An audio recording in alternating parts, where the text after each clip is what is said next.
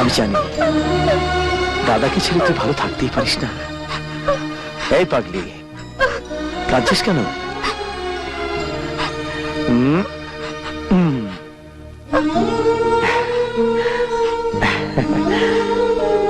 এই যে আমার মিষ্টি বোনটি, বলেছিলাম না বিয়ের দিন ঠিক চলে আসবো।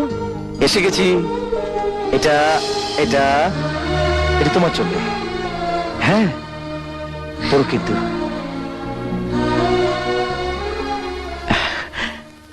আপনি আপনি চৌধুরী মশাই, আমি পূজা দাদা। এটা